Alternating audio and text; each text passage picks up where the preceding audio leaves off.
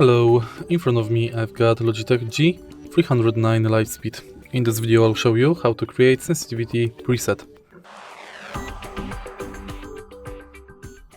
In the beginning, go to Logitech G Hub, enter sensitivity and create a custom preset.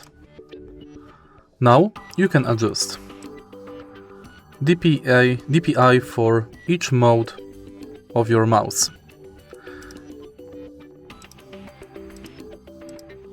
You can create slots, rename your preset, reset all changes, duplicate preset, share and delete it. In the end, you can change wireless report rate. If you find this video helpful, please leave like, comment and subscribe.